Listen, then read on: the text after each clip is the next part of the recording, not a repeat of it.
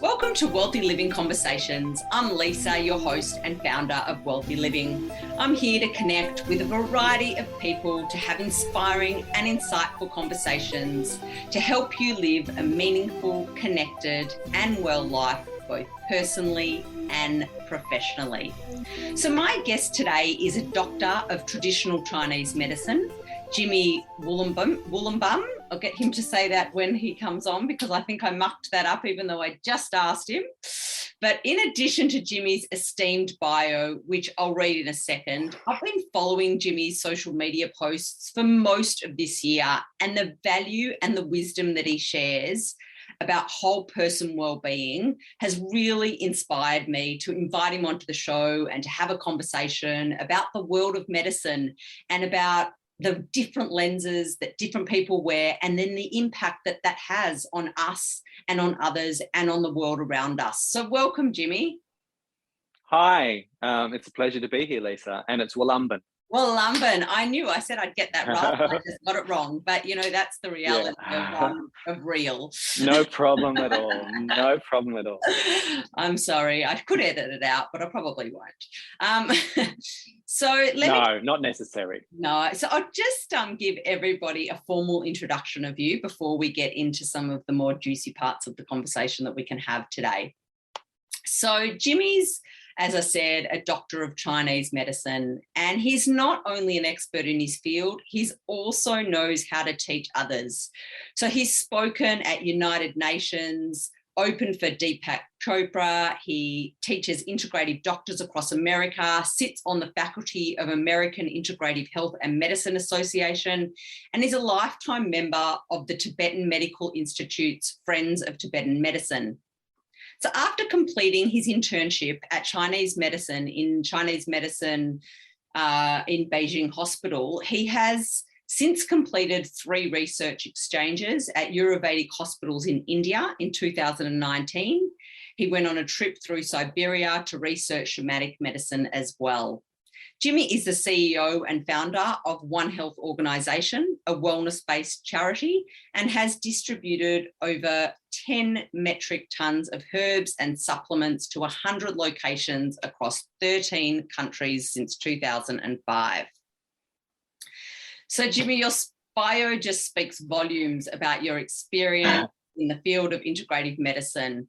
I'm wondering maybe if we can start by you just telling us briefly, what led you to this field of study? Was it an intuitive calling? Did you have a particular experience in your life? It's not generally a profession that people just know they want to do unless there's something that has called them to that. So can you just chat a little bit about that? Yes. I think it's pain, suffering, insecurity and sensitivity that really sort of ushered me along the way towards the medicine path. And it's my own deep sensitivity as a child, my own wounds, my own desire to live a life that was full of magic and meaning and to feel connected, you know. And so I'm a wounded healer. I was such a sensitive little boy, and life was tough through my childhood. Not because I was born into a slum, but just because I was a sensitive little being. So I think what pointed me on this path is just trying to be able to live in the world, right? And so I encounter a lot of people that are really having difficulty living in the world, and I can really relate to that because the world is a strange and crazy place.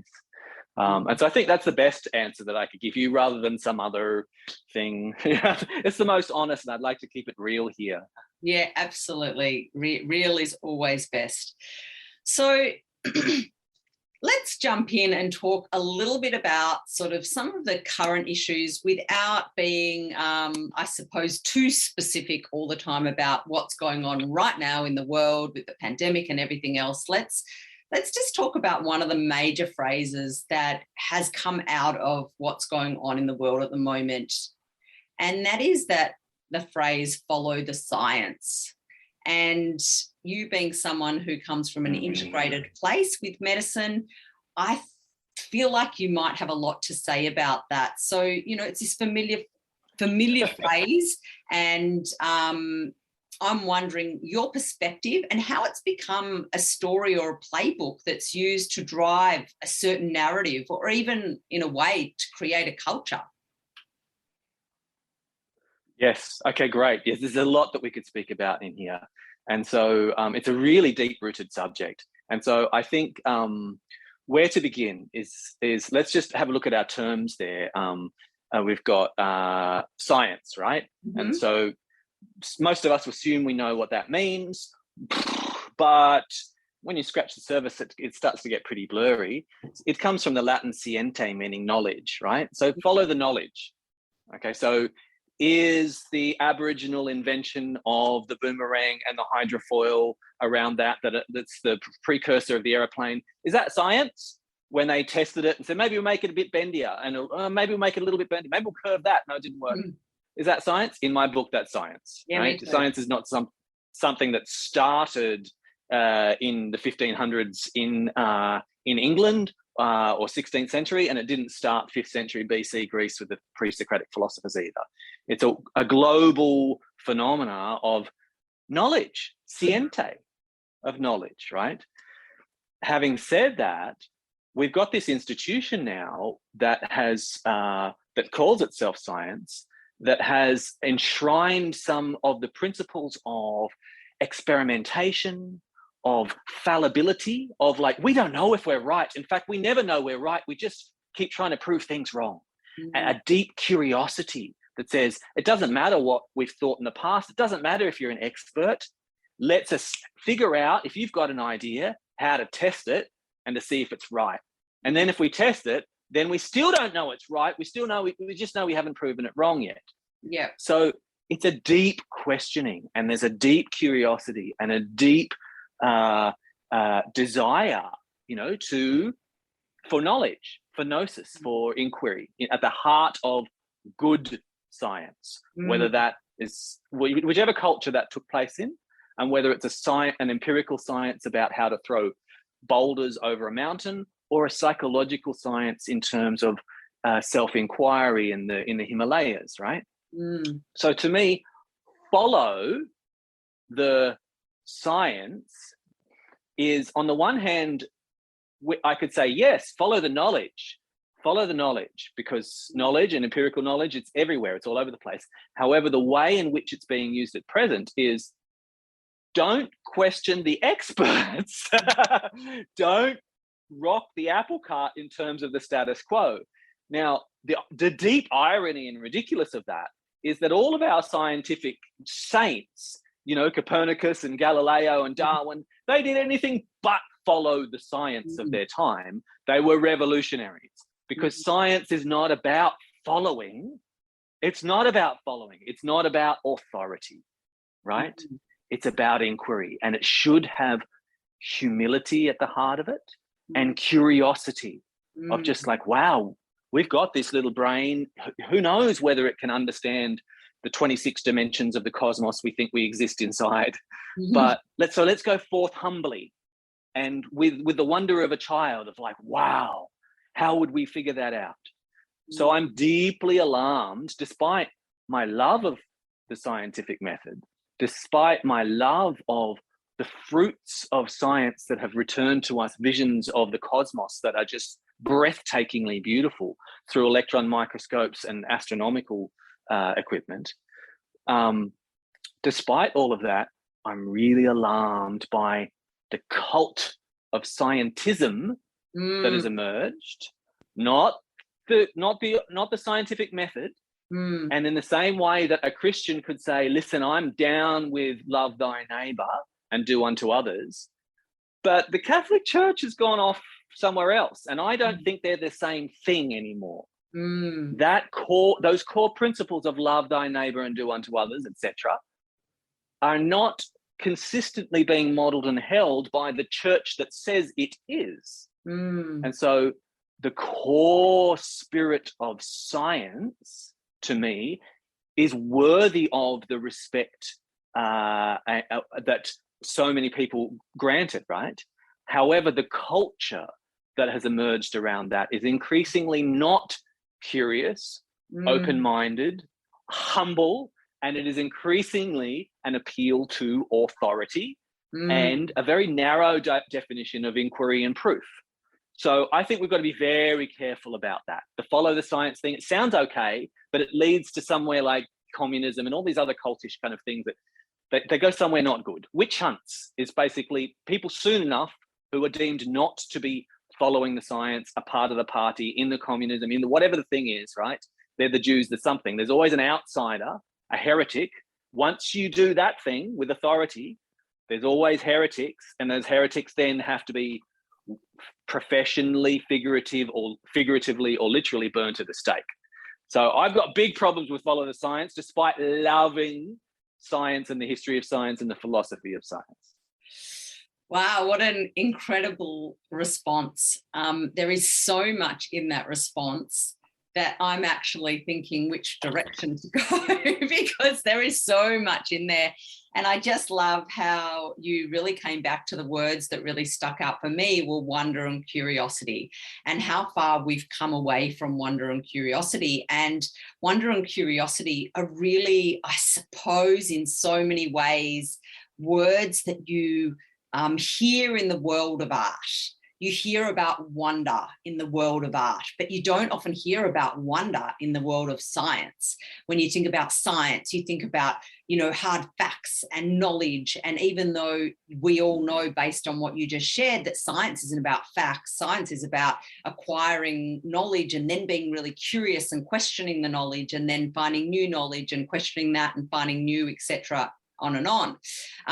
But with this hard statement of follow the science that we're seeing at the moment, there is that withdrawal of the critical thinking, the withdrawal of the curiosity, and the withdrawal of that sense of wonder, and definitely the humility that you said. So how do we bring back some of that, I suppose, art piece into science or into medicine? So we've got sort of that way that people view science, but that beautiful art form of, like even the example you gave around the boomerang was telling this delightful story. So how do we bring and marry that art and science together for medicine? Well, I think to me, the split that we have there between art and science, in another way we could phrase this is between reason and reverence, right? Or between science and religion. There's a whole bunch of ways in which these splits are lined up, right? And it goes, and we have these splits in every area of our thinking at present. There's facts and there's myths. There's masculine and there's feminine. There's left wing and there's right wing. There's communist and there's capitalist. There's the environment and there's the economy, right? And so whatever subject you're talking about at present inside our current culture that is so incredibly polarized, then you're always going to have, like, as soon as you get to a point of depth, then the subject is going to be like, how do we resolve these seemingly irreconcilable polar opposites, right? And so you're saying that about science and art, right? But we could just be doing that inside a gender studies discussion of how do we reconcile the masculine modes of seeing and being in the world and feminine modes of seeing and being in the world. How do we talk about that? Or we could do it inside economy and ecology. We could do it inside all the humanities and the sciences. How do we reconcile these splits at so often? Politically, the left wing or the right wing, it seems to be getting further and further apart, right? And so as soon as we understand the macro question there, before diving into the specific question you posed, I want to say that we, at present, if you're wearing your glasses at present and they were like bifocal glasses or they had a crack in them, then every subject that you would look at would be split in two. Every subject. And so you're going to look at the practice of medicine and it's going to be like, oh, well, there's the sciencey part and there's the art part, and you're going to look at it through a cracked lens that divides everything in two. And so when it comes to medicine, Then we say, oh, how do we put the reason and reverence back together? How do we get science and art back together? And that's the question that you're asking. And I'm saying they were never apart. Like matter and energy, or time and space, they appeared through our cracked lens to be different. Body and soul, the mind and the body. Fill in the blanks for all these examples of things that look like they're two things. Magnetism and electricity, they're one thing underneath there. So how do we put them back together? First, we remember that those splits are splits in our lens, in our narrative, in the way in which we are seeing the world. And in traditional medicine, that split between art and science did not exist in the same way that it does today. The split between reason and reverence did not exist. The split between the left brain and the right brain did not necessarily exist in all cultures for all times, most certainly, right? And now that split, let's say the split between the left brain and the right brain, to keep mixing our metaphors and to keep it simple, that split infects the way in which we do everything in modernity. We could say in the West, but it's no longer in the West. In modernity, everything is split, everything is fractured. And so medicine itself is fractured. And science is just one part. When we say science, which means knowledge, obviously it's not the fullness of knowledge, because, well, it leaves apart all these other forms, like the science of resolving conflict inside a marriage, or the science of wisdom. All of those things. When we say science, we're talking about a very small strip of knowledge that we can look at. It's been split off and polarized into this one area. But actually that field is much vaster. So firstly, I want to say, before we can put things back together, we have to realize where the crack was. And the crack is in us, the way we see the world, our culture. And it's seeing there's us and there's them. There's the good guys and there's the bad guys. There's the victims and there's the perpetrator. There's the virus and there's humanity. There's nature and there's culture. There's reason and there's reverence. There's facts and there's myths. These are all two different things according to our cracked lens. And they're not. And that cracked lens is dividing the world.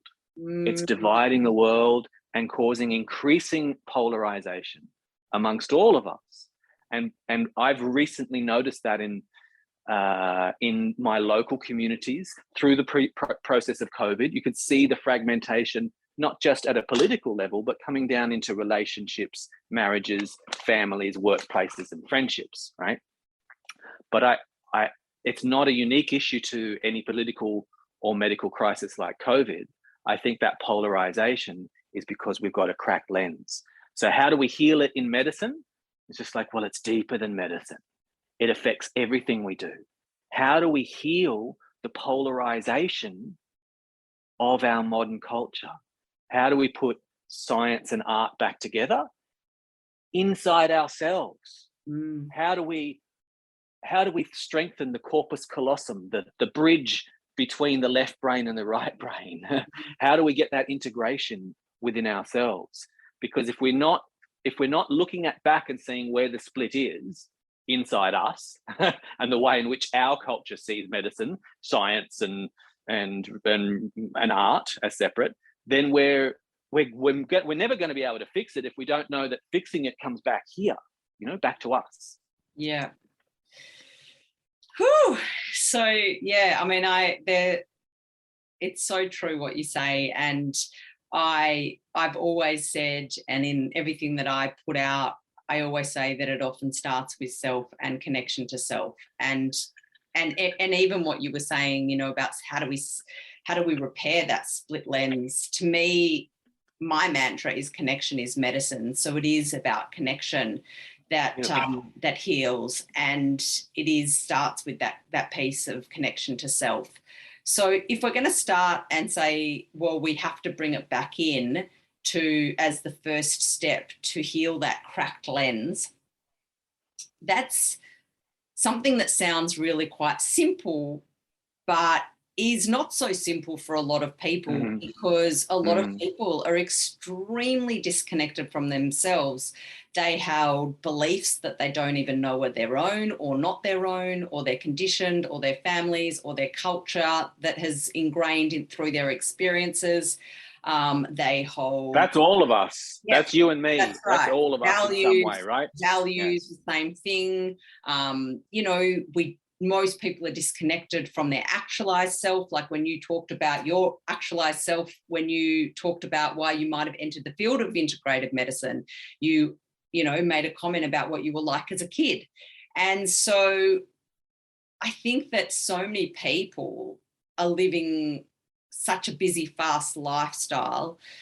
There's so much fear, there's so much anxiety, there's so much overwhelm. And you and I can both sit here and say, well, if you stopped and you paused and you spent the time and connected back to yourself and became grounded, then you would reduce all these overwhelm, all this anxiety, and then we'd be at a place where we could start to, I suppose, heal the fracture and heal that fractured lens. But that's great in conversation and talking about it.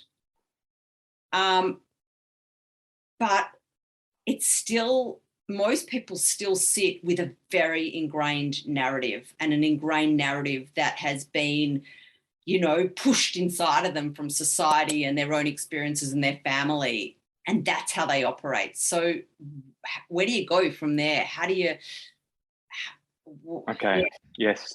So again, I want to repeat, it's not most people, it's you and I and everybody. We all have a narrative that that socialization has put into us. Yes. And then we have narratives that we've reactively pushed back against in response to those. And some that we might feel like we've developed and chosen deeply, but we all have aspects.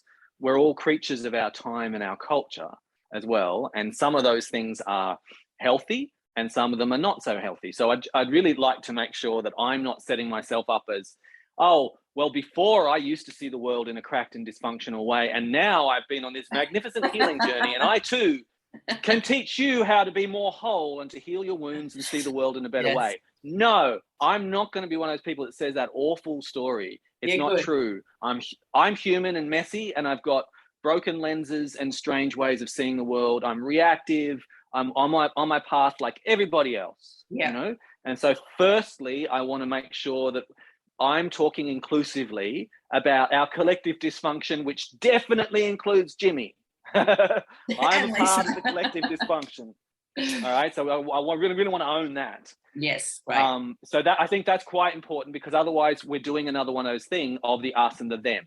Absolutely. Us being the healed spiritual wisdom cult elite, and the them being the mass unwashed people who have not yet ascended to our heights. Yes. And that's just awful, right? Agree. So you can see there's a little us and them creeps in there. Absolutely. So then how do we approach this? So I think another one of the polarities that I think is perhaps really helpful to introduce here is the polarity between fact and myth, right? Mm-hmm. So we've got this follow the science sort of thing. And at present, we've had this like, listen, oh God, present over the last few years, we've had this thing of focus on the facts. You've got to focus on the facts. But then, and this happens in any field and any issue as well, but everybody got a little taste of it with COVID, is that then you say, yeah, well, you're just following the wrong facts. Whoever you are, whichever side of the great divide of COVID you fell upon, then you're looking over at other people say, I'm following the facts. It's like, no, you're not. You're following the myths. It's like, that's not a myth. I've got the facts. And so suddenly follow the science / follow the facts. It's obviously follow the experts and follow the status quo of the experts, which is the most unscientific narrative that we could ever sort of push forth anywhere. You get rid of all of those amazing saints if you have that as a culture at the center of the Church of Science. So facts and myths. Now, our culture, because the church at the center of our culture was in the West largely a Christian church, a cathedral, has been crumbled and torn down and all these sorts of things. And at the center, the highest building at the center of every village and city now is no longer a Catholic church, but it is an economic institution, which also will have, rather than a cross on top of it, some sort of marking of science. So science now functions like a religion for our culture, because it tells us who we are and where we come from and what's the nature of the world, right? We all have these things inside us, even though we might not identify with it. Yep. It's informed us at an unconscious level about how we see the world, the origin of the world, and all of these things, because it's our dominant narrative, right? Yeah, it's our personal narrative.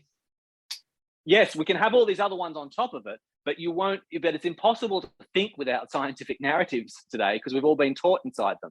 Yep. We all think in terms of, that are deeply informed by that. And same as we all used to think in terms that were deeply informed by Christianity in Europe traditionally. And so when we've got this question of facts and myths, I think we've got through this, the Church of Science, we've really lifted up our emphasis, because Christianity, we felt like, was focused only on parables and narratives and metaphors that were being misinterpreted and were not true and were being taken literally, like the earth was created in 6 days, complete with a fossil record. Then in response to that, then we just said, come on. And we got real focused on the other side of the equation. Myths out, myths bad, facts in, facts good, right? So historically we did something like that, and we're still now on the facts.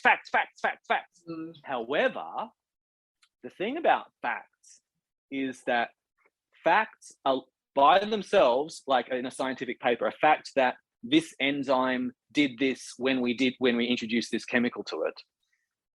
That's a fact, right? Like when it was studied, and it can be repeated by a few people, but it's all by itself, it is meaningless. Mm. It's just written like that. Enzyme X did this, and and so in order for it to have any meaning, it has to be inserted into a narrative. And so our awareness of the narratives in which facts are constellated by scientists, by scientists themselves, the value sets, the narratives, the mythic structures that scientists live by, that we all live by, and that determines which facts we want to grab.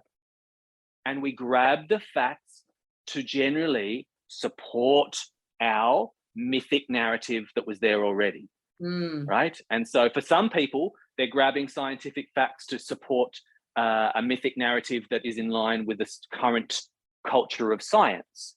For some people, they're grabbing facts that are supporting a alternative view of science, or an unscientific view. They're grabbing the facts that support creationism, right? Or some other sorts of things. So what I'm saying is that it's that bias. It's the unconscious, bias that we all use. Like you can always it's like in anything in life, you can always justify anything. That we live by, like we've been talking about follow the facts. We've got a culture that's focused on facts, right? And we feel like these facts are just solid. It's just solid. You don't have to question it because it's a fact. But what we forget is that those facts all go inside this weird sort of amorphous constellation of a story, of values, right? Of these mythic kind of stories about what the world is, all these assumptions. And science is full of them, like the laws of nature are the same today as they were yesterday. But that's a scientific assumption, right? But it's definitely not the case. And it's potentially not true. Like the speed of light it appears to be changing, I think, over the decades that go, and the power of gravity and all these other things. So if those things are changing, it's like, we can't even assume that the laws of nature are constant, right? But we have to make those assumptions. So we've got all these assumptions that we don't look at, right? That the world is a chaotic place, that there is no God, that there is a God, that human beings are special, that human beings are good, that human beings are bad, that life is meaningless, that we come here for purpose, that there is such thing as something subjective and something objective. These are all stories, and some of them are wonderful stories. I live by some of them, but we have to remember that those are the unexamined stories through which we cherry pick facts Whether we're a biochemist, a physicist, a conspiracy theorist, a lovely mum, or a herbalist. We're all looking at facts, and when we find facts as a biochemist or a herbalist that don't fit with our worldview, we kind of just push them to one side. All of us, yes. Jimmy included. That's the bias part, right? Why are we biased? Why do we push some facts to one side? Because they don't fit with our mythic narrative, right? They don't fit. We just like, I don't fit. That doesn't feel right. Because to me, the world is a beautiful place, or to me, So we just look, that fact just goes aside. But we have to remember that it's myths, unexamined, unconscious often, value-laden narrative structures that determine which facts we are open to even picking up. And so those things sit together as a one thing, not two things. Facts and myths, they're interwoven. Again, there's not two things there. Yeah. And I suppose, there's so much in what you said, but I suppose, you talked about before the duality and how things aren't one or the other, things are both. And I think in the same vein, cherry picking information isn't necessarily good or bad either in some ways, because if somebody, and when we all cherry pick information that supports our own narrative, and then that keeps us feeling calmer, less overwhelmed, less anxious, then the ripple effect of that in our relationships, in our, the way that we move in the world, and our own impact on our own disease or dis-ease and state of being, then that can be a really positive thing. However, absolutely, if we don't do that, if we only do that, it can create divisiveness and segregation and one-upness and, buying into that whole patriarchal system and, I'm better, you're worse, and the judgment that goes along with it. So I think for me, it's not about the fact of believing facts to be true or not, and whether that even matters if people cherry pick it. I think the important part is the ability to agree, to disagree, and not cause friction and judgment and segregation because two different people believe and look through two different lenses. Yes, I think beautiful. I actually agree wholeheartedly. Is that there is there's an inevitability. We all must have a narrative structure in which to support us and to guide us through life, a myth to live by. We all have myths that we live by, right? Mm-hmm. Examined or unexamined, but we all live by myths. And those myths are then enforced and renovated and expanded by facts and experiences as they go along. So we require them. You can't live without it. You can either hold them gently and playfully and with self-awareness. These are the myths that I live by. Or you can hold them literally and dogmatically and unconsciously and say, I don't have any myths that I live by. And you can just keep selecting your facts according to a bias like that. But we all must have them. So the absence of them is not on the table. And they do wonderful things for us when we hold them lightly with the openness towards constantly writing them and expanding them and renovating them. Well, it takes me back to what you originally said in the very first part of the conversation, and that was about the need for wonder and curiosity and humility. And I suppose that, marrying that bit up with what we've just said is that it's okay to believe what you believe, but it's the ability to stay humble and the ability to still have some openness to inquiry. Yes, absolutely. Because what we're passionate about is truth, is experience, is something whatever name we want to give that to, like truth or God, or self-experience or consciousness. There's a whole range of different things we can say. This is why I'm doing inquiry. This is why I'm doing science, or why I'm asking questions and staying open for some large, huge, beautiful value. That's the thing that we all want. And if we remember that that's what we're after, then we never know who disagreeing with us has despite them being obviously a stupid asshole because they disagree with us. But perhaps that stupid asshole still has a piece of the puzzle that's going to help me get towards truth, reason, God, soul, whatever the meta value is that I'm striving towards. Yeah. And so if we remember that what I'm going towards is healing, what I'm going towards is truth, what I'm going towards is balance, fill in the blank, then it helps us to stay open to the gypsies and barbers and butchers and who are the guys that carry the coffins out? Anyway, yep. All of those untouchable, strange folk that Paracelsus said he learnt more from than he learnt from doctors and scientists, right? And so we've got to stay open to all the people that disagree with us, all the people that are on the other political spectrum, all the people that live with a different myth. And you say, listen, in my myth, matter is just an illusion and it's all a dream.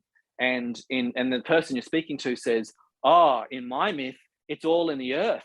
Matter it's like an indigenous thing. Matter is the womb of soul. It's all in matter, and soul emerges out of that. And so that conversation, both of those people are going to get closer to God, truth, meaning, connection, soul, if their story can encompass and it grows from being cross-fertilized by this story that feels opposite. It's all a dream, it's all matter. And then you're like, but what's the it's all? And your sense of the it's all gets a little bit bigger as you're wrestling with disagreement. And so we definitely are losing our ability to disagree with each other, right? We have been over the last few years to disagree with each other gracefully, with curiosity and humor and compassion, and humility. And what I witnessed over the last few years, as in 2020, 2021, was an erosion of that baseline, right? Of our ability to disagree. And as a species, as a community, as a marriage, as a family, our ability to be able to integrate different perspectives is crucial for our survival, because someone else is seeing something that you're not. And a bunch of the time they're accurately perceiving, the elephant in the room that the blind men have all got their hands on in that parable. And one of them's got the blind man's got his hand on the elephant's tail and is saying that the creature in front of us is like a paintbrush. It's long and thin and hairy. And the next one has got his hands on the side of the elephant and says, rubbish, the creature in front of us is like a wall. And the next one has got hands on the elephant's ear. It's like, no, it's like a stingray. It's a parchment. It's a strange creature, Which one's wrong? We're all that blind man with a little corner, or blind woman with a little corner of the same elephant. And that elephant is healing, is soul, is truth, is the cosmos at large. So we need to have, rather than abuse the blind man next to us that's saying it's like a parchment, or the blind woman behind that's saying it's like a paintbrush, we need to be able to have an openness that enables us to say, why do you say it's like a paintbrush? Because it's clearly wide and flat like a wall. And in that moment, if we phrase it well, rather than you're a moron, it's not a paintbrush at all, then that we might be open to hearing, well, it fits all within my hand, from one end to the bit. It's so small, it's about the same size. And then you're like, hang on, that's not what I'm feeling. And then your sense of the elephant gets more complex and nuanced, right? Your sense of the elephant gets more complex and nuanced, because we've all just got a little corner of the elephant, of the elephant of healing, the elephant of science, the elephant of community, the elephant of whatever the cosmos. Yeah. We've got our hands on a little corner of it. Yeah. I mean, and I suppose when it comes to our ability to communicate with grace and curiosity. It's simply, I suppose, a tool that people could use is simply that if you have a reaction within your body to react with judgment to what somebody said, that's a natural reaction often when people disagree with, when you disagree with what someone says. I mean, it's not a bad thing to feel judgment. We all feel judgment. It's just about the ability, I suppose, to pause and train yourself that when you feel like you disagree with something someone's saying, that instead of judging it, you assume that you don't have all the pieces of the puzzle, or that you don't quite understand what they're saying. So instead you might go, oh, that sounds interesting. How about you tell me a bit more? Or can you explain that in a different way? Because I don't think I'm quite understanding, because the way that I'm understanding it doesn't make any sense to me. Yes, perfect. And one of the beautiful gifts, if you can do that for somebody else in that moment, the amazing thing is that the side effect of that is that those arguments, those disagreements, those polarizations don't just exist out there in the relationships that you have with other beings. They exist deep in your own heart. When you look at the ice cream in the freezer, a part of you says, eat the ice cream. And another part of you says, don't eat the ice cream, don't eat the ice cream, don't eat the ice cream. When you wake up on Monday, a part of you just says, no, I hate my job. I don't want to work, not today. I want another day of the weekend. And another part's like, oh no, I'm looking forward to getting in there and doing this thing. It's like, should I sleep with my wife's sister or not? A part is like, yes, she's hot. Another part saying, no, that's a good idea, Jimmy. I'm in conflict. We're all in conflict. We're constantly in conflict. We're constantly in conflict.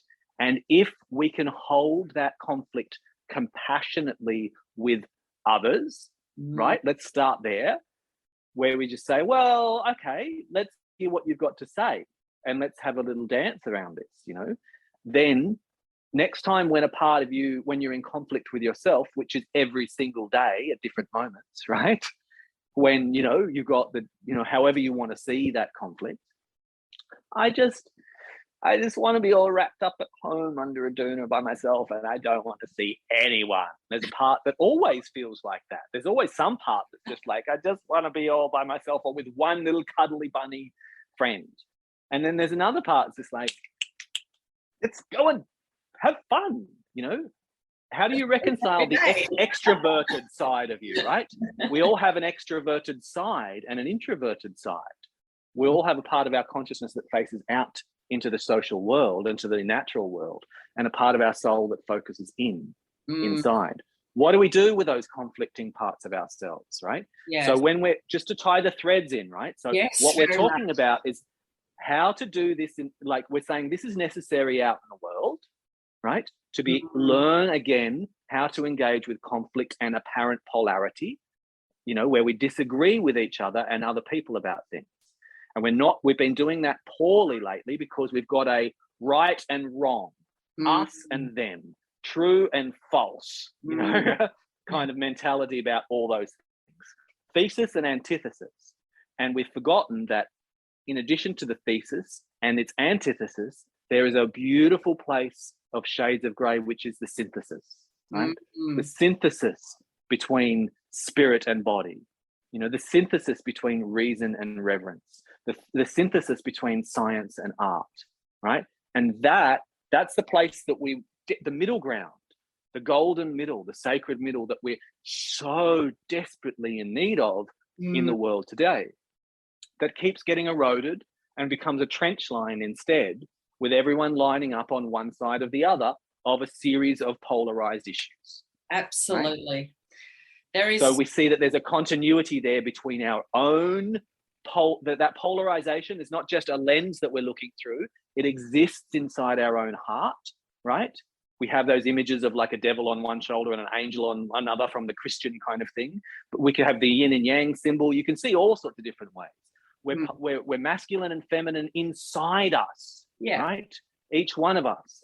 So how do that part of us is Mars and a part of us is Venus. How do we how do we reconcile that so that it's a beautiful and harmonious relationship? And if we can't do that, and if we can't gift ourselves a compassionate kind of dialogue, logos, two-way conversation, and we just end up with one part of us in a monologue, right, of just like, this is the way it is, then parts of us get discarded and they don't get any time at the mic. They don't get to say the aspects of the life that they want. You lead a one-sided life until at some point it falls over because these parts have undermined and betrayed and you know, betrayed you, because they're like, I need some time to party, or I need some time by myself. I need some introvert, whatever the thing is. So there's a continuity between your own personal healing and, of course, the healing of the world at large. And when we engage in helping to resolve polarity with our, you know, with the person, negative polarity rather than a yummy sexual polarity, negative polarity with someone who disagrees with us economically or politically or religiously, right? When we do that well in a way that is compassionate, with curiosity and wonder and respect, right? Then those qualities of curiosity and wonder and respect, we've got them then, and we can bring them when a part of us is disagreeing with another, when that schism comes down in our own heart, right? Yeah. I want a divorce. I don't want a divorce. Part of me wants to leave and wants to be by myself in a combi van, and a part of me freedom and security, another polarity, right? Freedom and security. What do we do with that? Irreconcilable poles. Yeah. So you can see that continuity that I'm talking about healing, which is a word that means whole making, which brings together apparent opposites. Yeah, absolutely.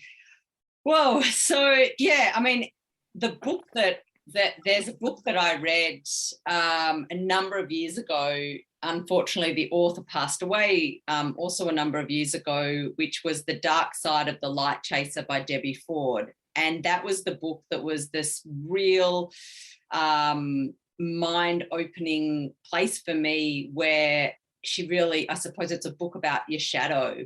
And so it's really looked at that idea that when you judge somebody else for something, it's a part of your disowned self. And so I suppose that plays to the concept that you're talking about now, as well as that inside we've got this inner conflict, and yet so much of the stuff within ourselves is disowned, that we're then the good and the bad that then appears within another person. And if we can stay open to that concept, then it allows us to, I suppose, connect rather than disconnect with people that hold different positions or perspectives than our own. Absolutely. So that good and bad, or good and evil, and right and wrong are fundamental poles that we consider to exist in the world, like up and down, rather than relative relationships, you know, in this particular moment. Is the absence of rain good, or the absence of rain bad? Well, depends where you live right now, right? Exactly. Obviously.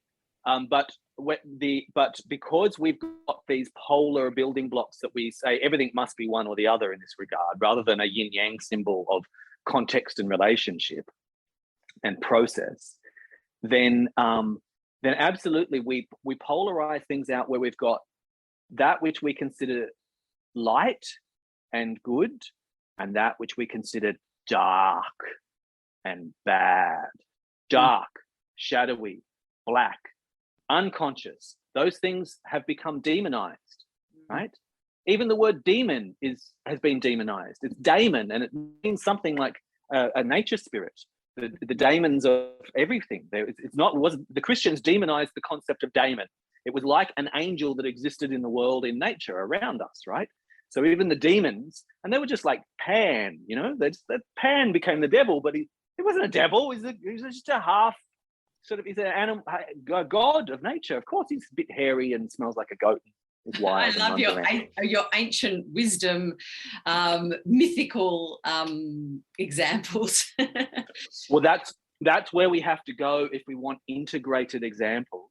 Yes. To remind us that that we are those composite things. We are part devil, part angel. We are part beast. We are part human. We are of the earth and of the stars. Yes. And our shadows, bless our shadows. Bless the nighttime. Thank God it's not daylight all the time. Yeah. Bless the darkness. Bless the unseen. Thank God for the envelope of darkness that comes and holds us at night. Thank God for that we can't see all things and we have unknowing. What a terrible curse it would be to know everything, and everything was light and revealed before us. Yeah. Thank God, thank Goddess, thank the gods, old and new, thank them all for the darkness and for the unconscious. Absolutely. Otherwise, the perfect order, the perfect consciousness, the perfect knowledge of, in 17 years from today on Wednesday at 11:45, I will be having beans on toast for lunch in the refact. Only in prison do you have that kind of perfect knowledge, right? Prison. 17 years from now, what are you having for lunch on a Wednesday? It's where you'll be. That's prison. So unconsciousness, darkness, the shadows. We need to sing these things back up again, because otherwise, if we don't hold them and honor them, then, as happens in a range of new agey kind of environments, then there's a demonization of the unconscious. Whereas in Jungian sense, the unconscious is godlike. It's what's guiding us. It's the great ocean of being. It's not a bad thing. But if you walk around at a new age festival, unconscious is used like a stick.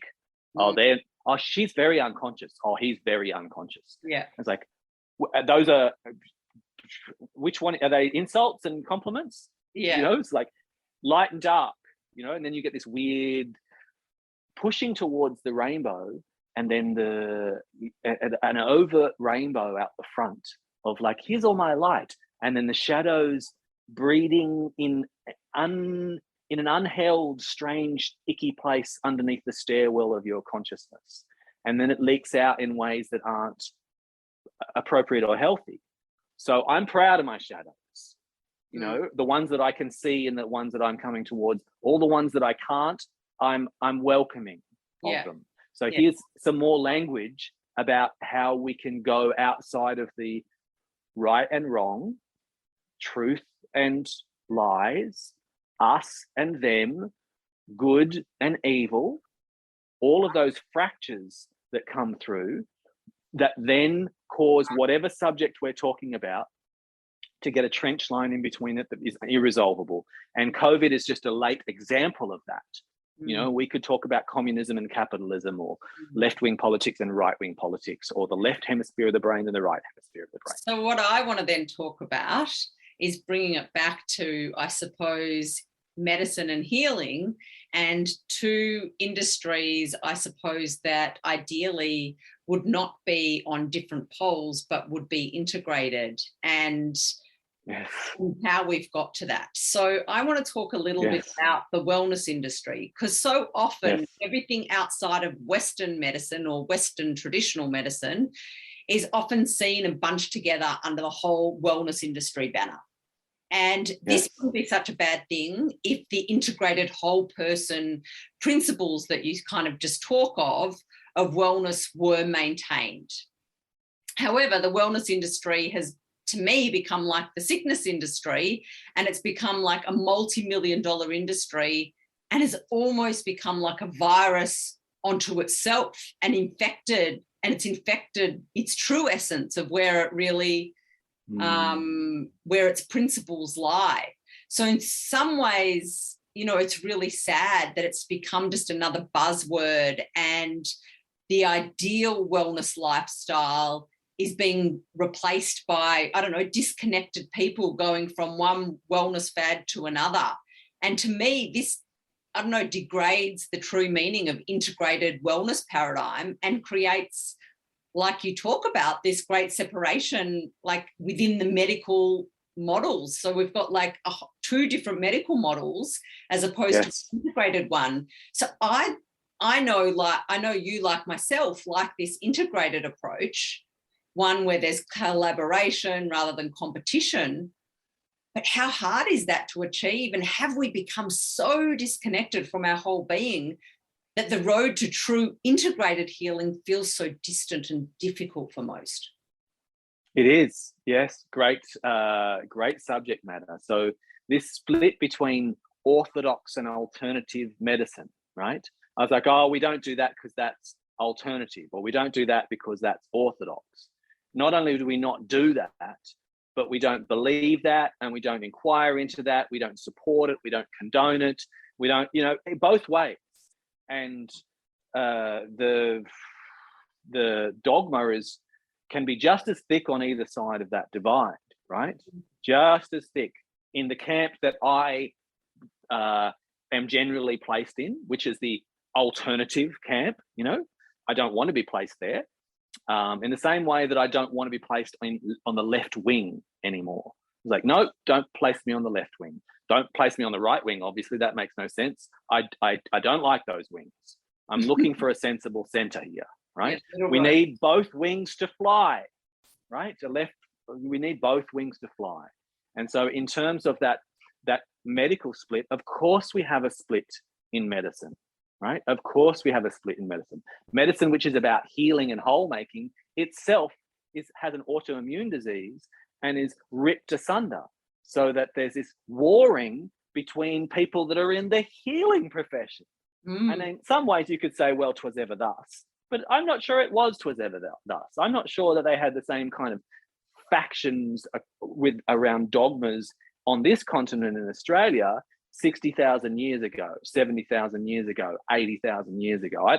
I think the way in which we've got these poles around these ideologies is a relatively recent phenomena, as in, let's just talk about the last 3,000 to 5,000 years or something. It's not human nature, I want to say. So then what do we do with that split between those two cultures?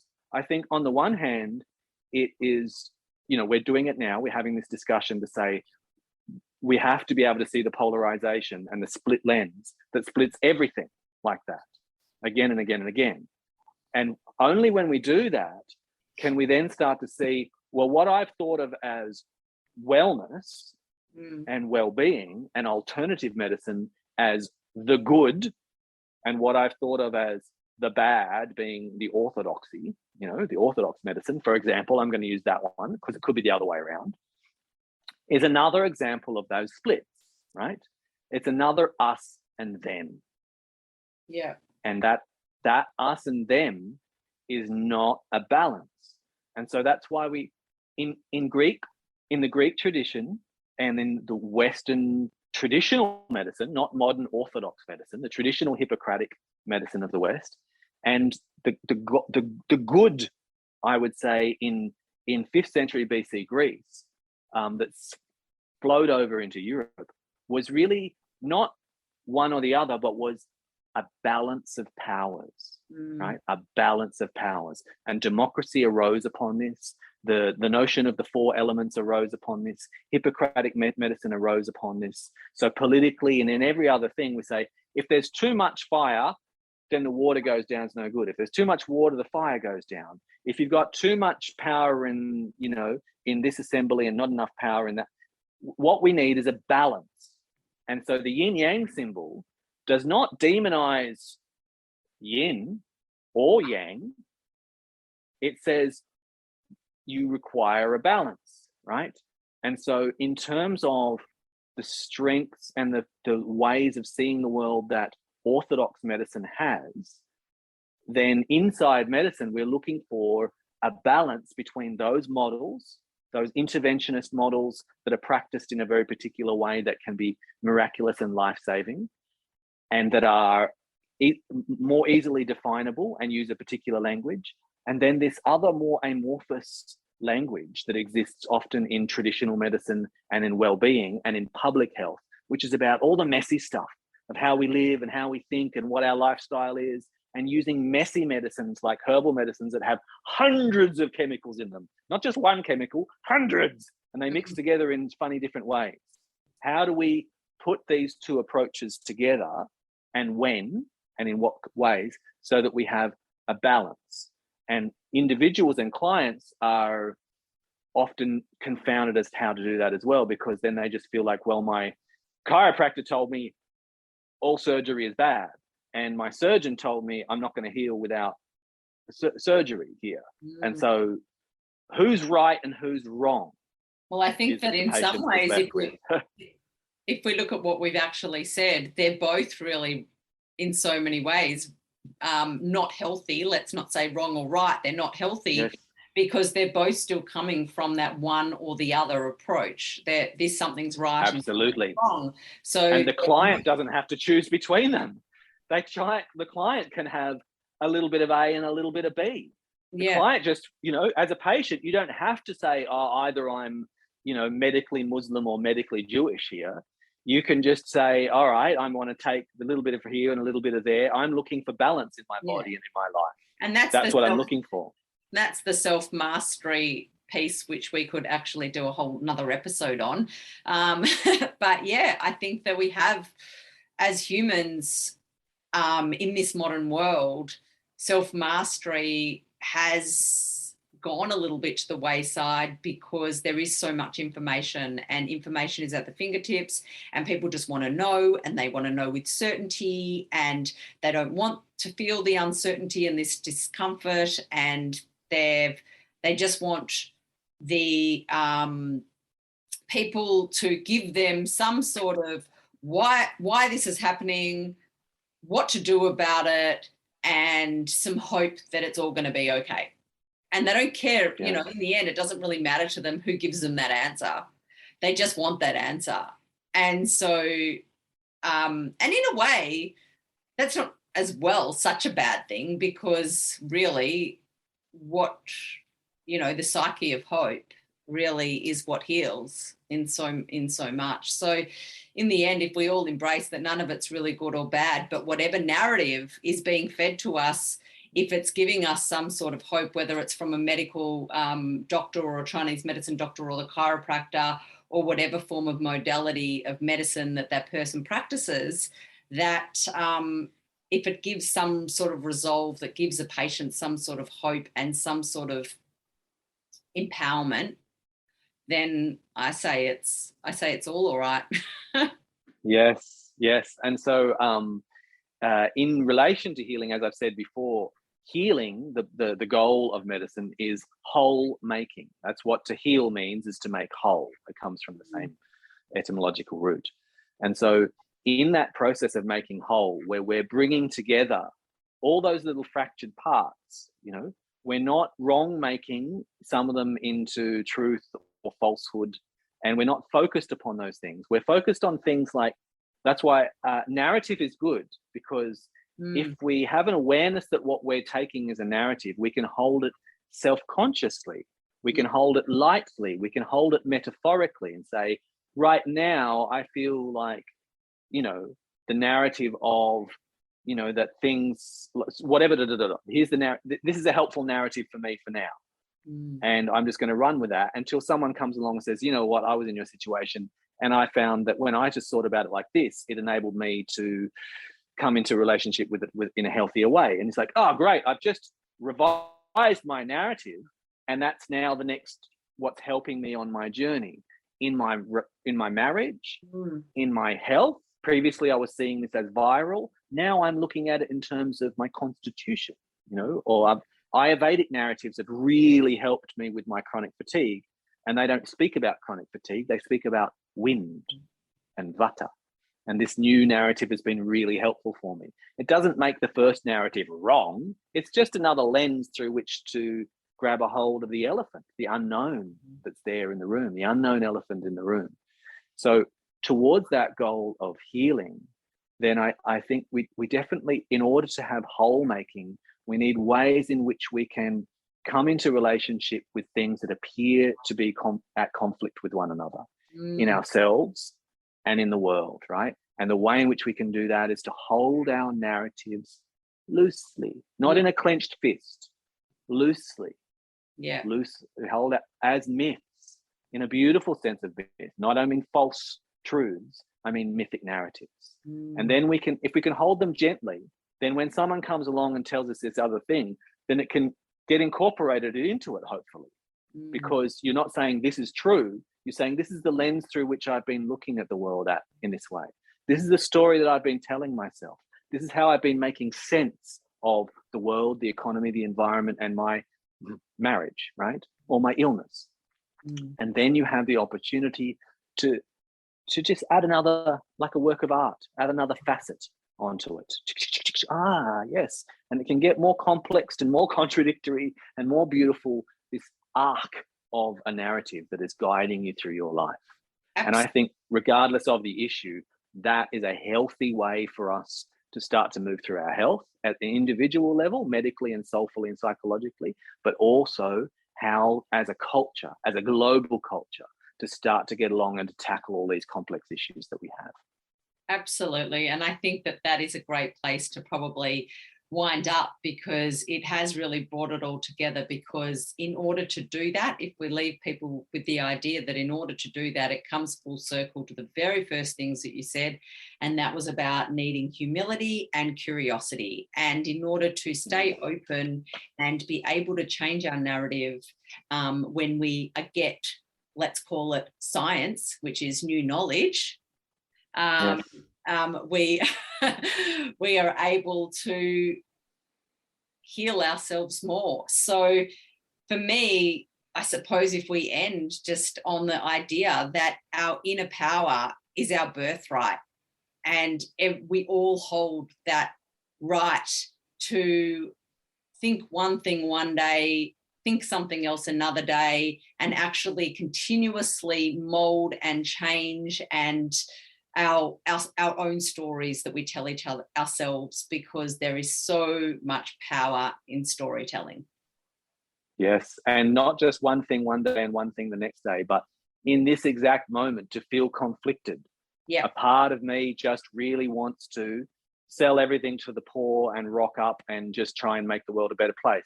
Another part of me just wants to run away and live in the forest in my little teepee, and those parts, not one of them is wrong and other is right. How do I honor those different parts?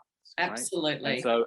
So again, I think I would like to bring it back to something that is inclusive and compassionate about contradiction. And it's not to resolve contradiction and to get rid of contradiction, but to find how to hold them harmoniously, to allow them to shift and twirl like the yin and yang, that they've got their seasons and movements, and there's a polarity and a charge, and that charge between the tension of like me with my lover, me with my wife, the polarity between that is what can give a sense of the absence of that polarity doesn't feel good. There's a positive polarity when contradiction is held lovingly, right? And so that can be the collaboration between the scientist and the priest. That can be reason and reverence. That can be masculine and feminine. That can be communism and capitalism, science and art, all of those things. But it comes back to us. And so the part that I would like to leave us with is that embrace your contradictions, sweet friends. Understand that they are there. Don't wage war upon the contradictions within your heart. Wage peace upon them. Acknowledge the contradictions. They don't need to be resolved.